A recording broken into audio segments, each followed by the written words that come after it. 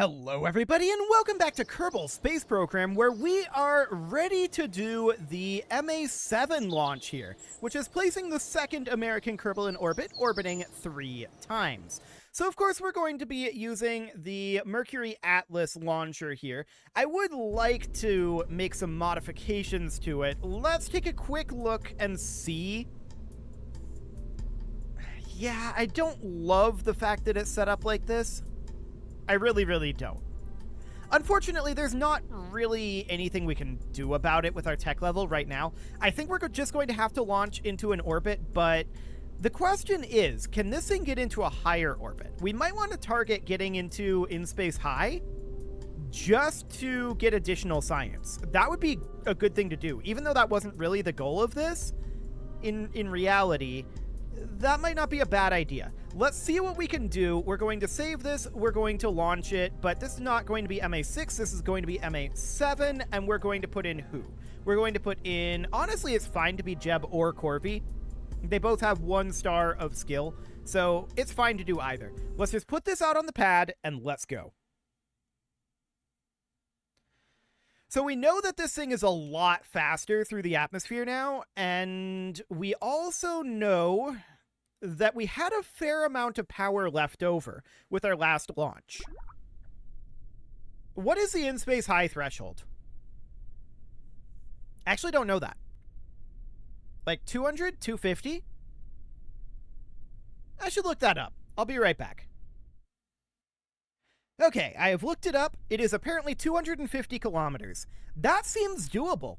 Let's send Jeb on up there. SAS on, throttle up. We'll see what we've got for fuel here, but it should be okay, in theory. So off we go, and we know that we're pretty peppy off of the pad. No doubt about that one. So up we go. We've got a good amount of fuel in this tank as well. I'm reasonably confident that we can make this happen. We'll see how energetic our return will have to be. It might be a little bit more energetic than I'd like it to be. But let's start getting some horizontal attitude here. Or rather, some horizontal speed going. I know that we don't really have... Ooh, I don't like the wiggle that I'm seeing here. Okay. Let's not get too aggressive with this. Let's just try to set an altitude record here. To be clear, I don't think that they did too much of an altitude record with this particular flight, but it seems like a good thing to do for science at this point for us. So I think that is absolutely reasonable. We're just going to go relatively straight up. Let's just lock it to prograde at this time. And we can see apoapsis of about 30. That looks good. Of about 40. And once we hit about 20 kilometers, let's head over to the horizon. Okay, there's 20 kilometers. So let's wiggle our way on over. Hopefully we don't have any massive attitude issues here. So far it looks okay. Oh, this thing lurches around awkwardly. No doubt about that. Okay. There we go. So we're going to burn here until we see an apoapsis of 250 kilometers. We're going to be ditching our side tanks now. There they go. Cool. And we could also consider burning our launch escape system soon. We're not going to be needing it, it seems. Okay, I just want to be pointing directly at the horizon here. And yeah, we're going to be going up definitely higher than we have previously. That's absolutely fine. Let's go ahead and activate our launch escape system. But I'm not going to decouple it just yet. I just want to get that extra burst of speed. Cool. 150. So we've got about 100 kilometers to go. And we've got lots of delta V here for this. I like it. 180. 200. 220. 240. That's 250. Beautiful. So we've got 279 meters per second left here. How much will it cost to circularize? Do we even want to circularize? Or do we want to just dip up and just have the periapsis be in orbit? I think this is probably going to be our best bet here. So something along the lines of this setup here, so we don't attempt to circularize it. And the reason for that is to just save ourselves some delta V later on. We can certainly decouple our launch escape system now. We do not need that anymore. And it'll be 7 minutes of coasting here. And we know that we're going to have quite a lot of science experiments that we can run. That said, in Space High, we only get the EVA data once, right? We don't get the EVA data per biome, I'm pretty sure. I'd have to double check that, but I'm pretty sure that's the way it works. Let's warp our way up here. And we know we're going to be only very briefly in Space High, right? So we're going to have to grab all of the data that we can quite quickly. So that's 180, 190, 200,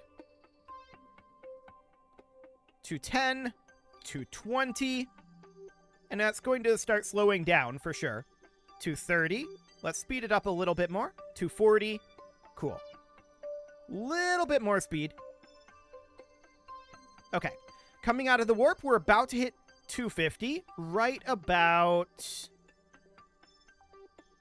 now. Beautiful. We're going to grab our crew report, temperature scan, atmospheric pressure scan. We're going to grab both mystery goo observations. There we go. And then we're going to EVA, grab our EVA report, and we'll keep an eye out to see if we get different EVA reports over different biomes. We might. I cannot remember how that ends up working. No, we're over shores now, so that is correct. We only need the one EVA report, so that looks good. We're going to get some good science out of this one. 3, 2, 1, 0, and mark. Excellent. Let's just lock it to prograde right now. This is a pure prograde burn. Keeping an eye on that periapsis. And that's just barely in orbit. Perfect. That's where we want to be. We've got 64 meters per second left here, and then 944 in this here. So we're not going to be trying to do any maneuvering up here. That sort of testing is in the next flight. So we're going to hop over to the periapsis here. Well, actually, how many orbits was this? Completing 3 orbits. Okay, so let's actually do our 3 orbits here. So we're going to add a maneuver at the periapsis. And that's going to be bringing this down to a nice non-energetic landing, having the periapsis being about 40 kilometers. Something about like this. Hopefully it'll be a water landing. We'll see. We'll have some fuel to attempt to angle that, but it doesn't really matter all that much. So that's fine, but we want to have this happen in 1, 2, 3 orbits. I don't think that third one took. 3 orbits. Okay, there we go. So now we're going to position for this burn, and let's commence our orbits. Oh, we're trying to go back to the prograde marker. Okay, there we go. So 1, 2, and that's 3 orbits. Perfect. Then we're going to come back to our re-entry point.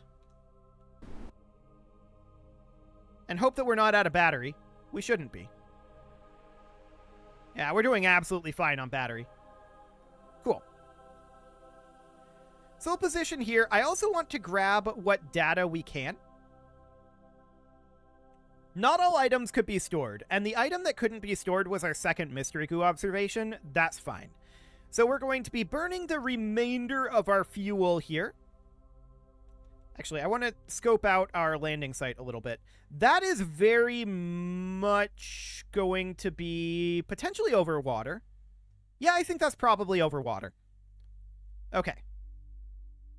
2, 1, 0, mark. So we're going to burn off the rest of this fuel. And there we go. Firing up our Pug liquid fuel engine. Beautiful. We've got lots of Delta V left over as well. So that is functionally mission complete as far as the burn goes. We can definitely keep this engine around. We might even be able to recover it, but we would definitely have better drag. Well, we're going to 40 kilometers up. You know what? I'm going to bring that down to 20. There, that'll do. I just want to get more slowdown over this ocean, is the idea. So let's warp on forward here. We are about to hit atmosphere. There we go. We're now in atmosphere. We could get a mystery goo observation up here, but there's not actually all that much that we can get out of that. For the time being, let's warp on forward. I do not want to be burning this engine until we've cleared this continent. Cool. So we're going to make our way on down here. And we should get some decent science out of this since we went to in-space high, which will be good. Now, the next flight I'm not planning on doing in-space high because slated for the next flight is performing maneuvering tests. So we're going to be altering our orbit from orbit with that flight. We haven't really done that as of yet. We've just kind of entered into a ballistic trajectory and then brought ourselves back down. That's pretty much all we've done up until this point. Now, we're coming up on the edge of this continent, but we're not quite there yet. Okay, I'm going to commence our burn starting now. And we're looking to slow down our horizontal speed dramatically. Not really looking... Well, we can slow down our vertical a little bit. I'm not too concerned about that. Okay, what are we looking at for our trajectory now? Actually, yes. That seems fine. Let's ditch that tank.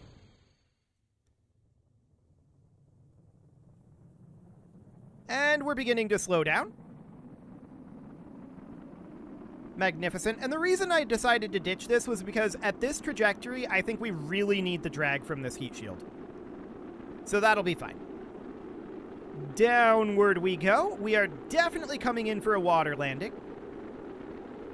And you can see just how much more drag we have because of this.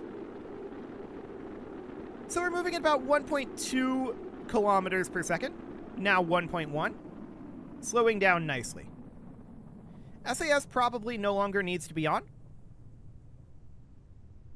800 meters per second. Drogue chute will be available soon. Drogue chute is available. Phenomenal. Main chutes will be available momentarily. And there they are. Okay, let's head on down.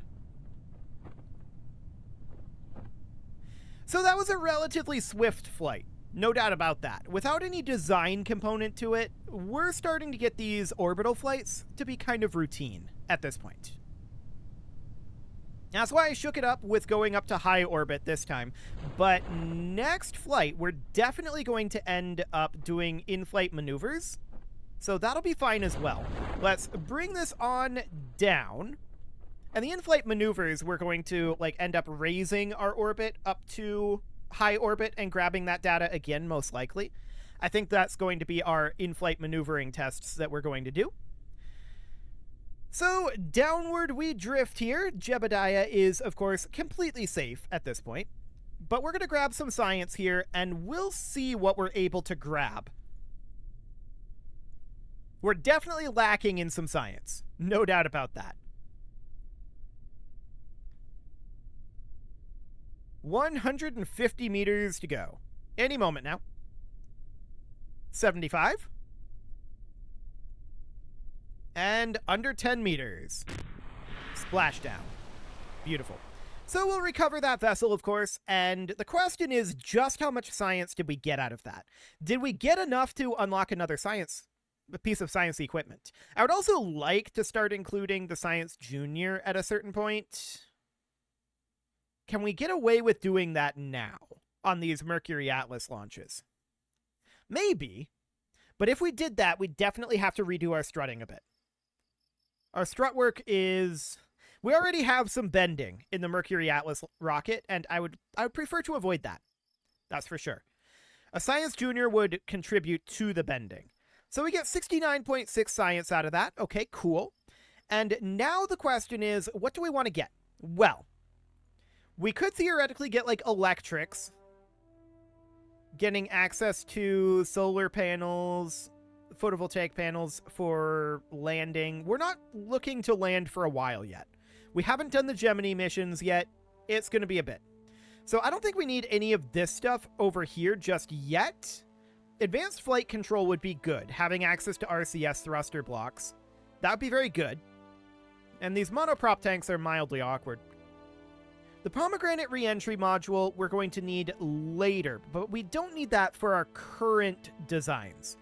So what do we need for our current designs? Actually, fuel systems would be really good, giving us access to the T-800 and actually some of the Rockomax sizes as well. Some fuel tank adapters. This would actually open up our Atlas design quite a lot. Indeed. Let's grab this, and then we'll hop into the VAB. Okay, so I don't think we have any engine plates yet, correct?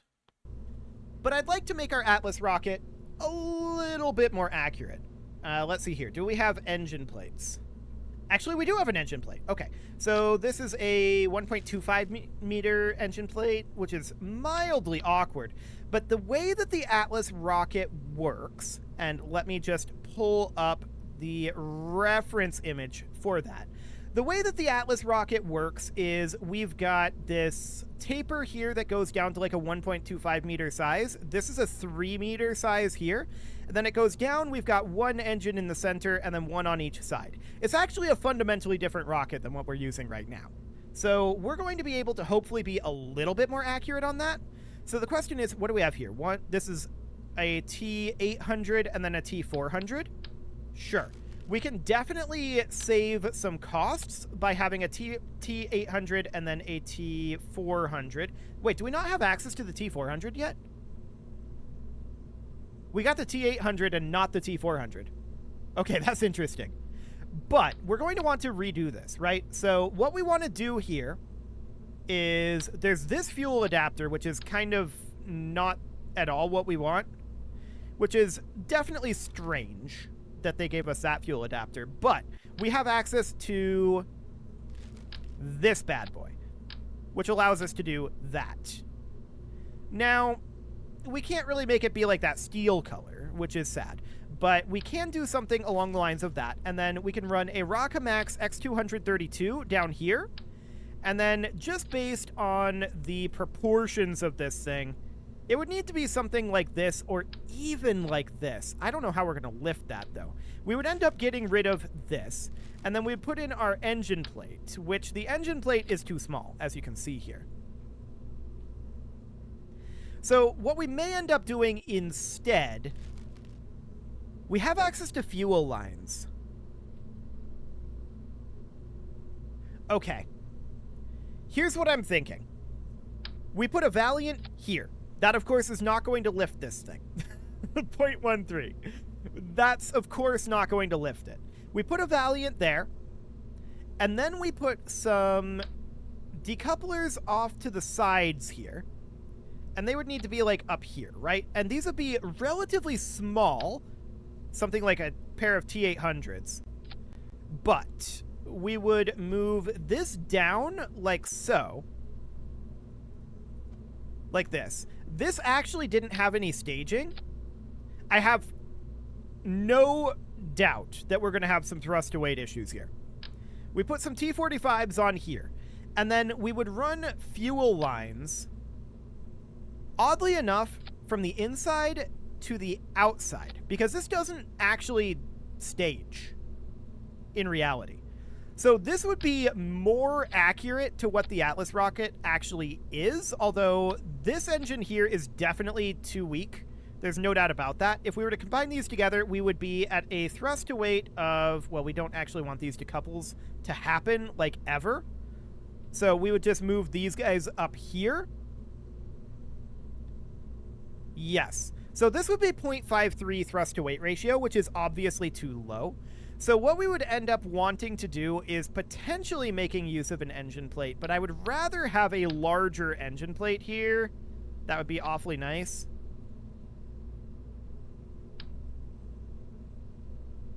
You know, we might actually just be able to get away with, like, a dual nozzle engine here. Something kind of like this.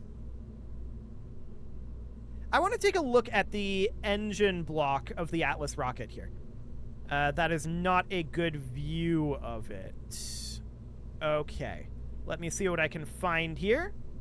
I can't go back on any of these. That's very strange. Okay, let's go for Atlas rocket. Atlas rocket family. Okay. So, Mercury program LV-3B. Here we go. This is what I'm looking for. Fantastic. So, do we have a good image of the engine area?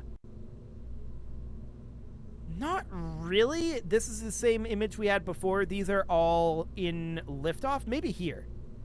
What do we got?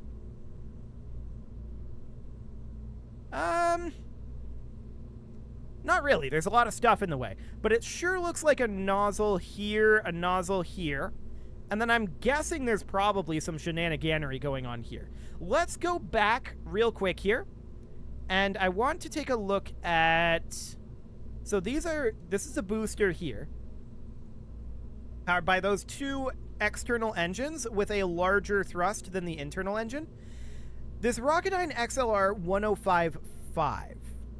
It's a 3-meter diameter engine, or first stage anyway. And it's definitely lower thrust. Okay, let's hop back over here. And what if, this is 0.64 right now, hypothetically, what if we made this be like a 4-nozzle hypothetical engine that was something like this, right? Not using an engine plate, just something like that. That puts us at 0.84. So we need more thrust here. We can't really get away with a T-15 here, I don't think. We would end up needing something like T-45s. So that would end up being something approximately like that. That puts us at 1.19. So even that, we need more. However, this thing does have a lot of Delta V in it. No doubt about that one. It's a very heavy lift rocket. And this is going to go a really long ways. We need to solve the thrust to weight issue. We could theoretically use Reliance out here. Reliance in sea level are 205 versus the sea level 167 for swivels. So we could replace these guys with Reliance and still have weaker engines in the center. That is an option here. So if we did that, that would be 1.28.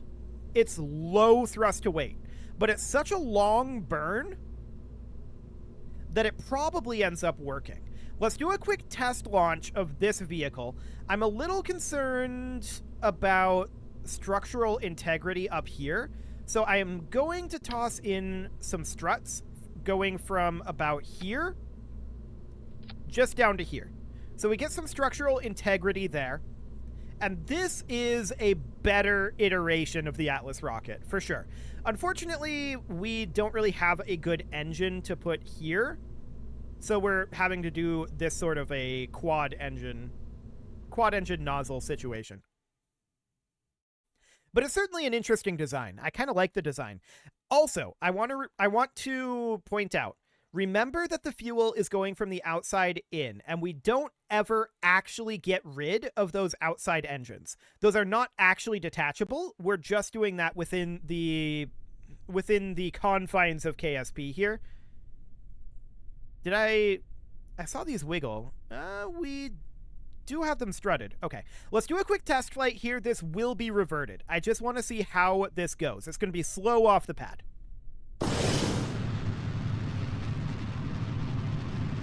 Okay.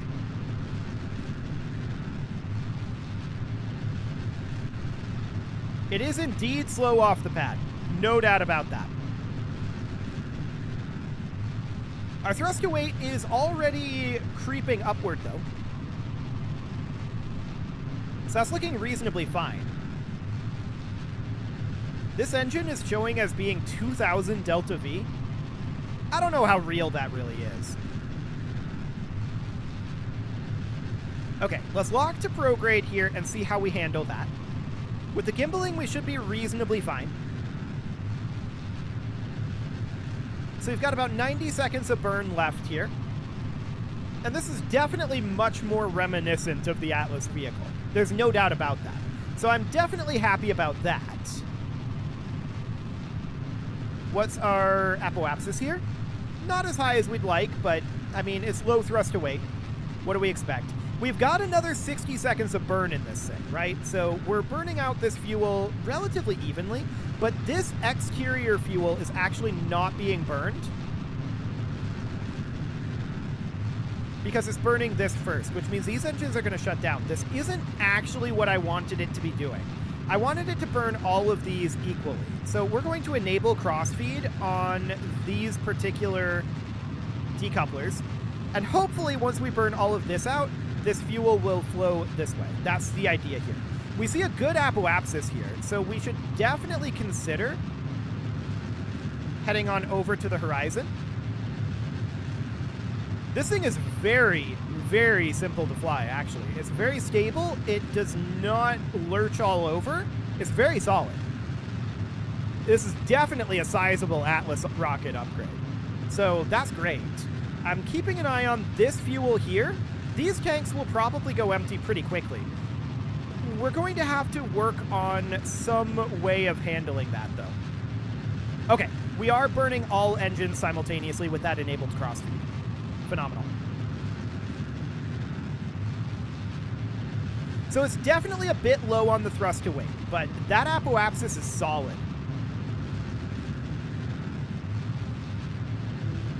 Yeah. So that definitely delivers us into quite the orbit. Like we can see here, that's a very hefty orbit. Not bad at all. Plus we've got another 2461 Delta V up here in all of this. So that's great. We did not even utilize the launch escape system, which we can do. There we go. And we'll decouple that. Then we go ahead and ditch our Atlas rocket. And we've got this bad boy. Okay, so this is actually only showing 871 meters per second. That makes more sense. I was a little confused about why that was showing so much Delta V there. This makes sense. So 871 Delta V once we get here, and that's with just this T100 fuel tank. We could definitely extend this if we wanted to. No, I'm content with this. As I said, though, we were reverting this. That is definitely getting reverted. So that was a successful launch of our redesign of the Atlas rocket. That was a really successful launch, actually. It's low thrust to weight. If I could change one thing, I would boost up this thrust to weight a little further even. But overall, I'd say that went really well. It is time to put a cut in here, so I'm going to go ahead and do that. And next episode, we're going to be doing our orbital maneuver testing. You can leave your offerings to the engagement gods in the form of likes, comments, subscribes, and bell ringings. And a very special thank you to all of the channel members for making this video possible. I just realized, hang on a moment, we did not give ourselves our payment for that one. There. Problem solved. A very special thank you to all of the channel members for making this video possible, including ALS Gamer, Shadow Wolf, Andy McGar, Spartan News, Nick Smarty, Dimitri H, Punching the Microphone, Soccerman12UK, Kentogan, and all the rest. And of course, you. Thank you for watching. If you'd like to support the channel, you can click the join button down below the video, and as always, I will see you all next time.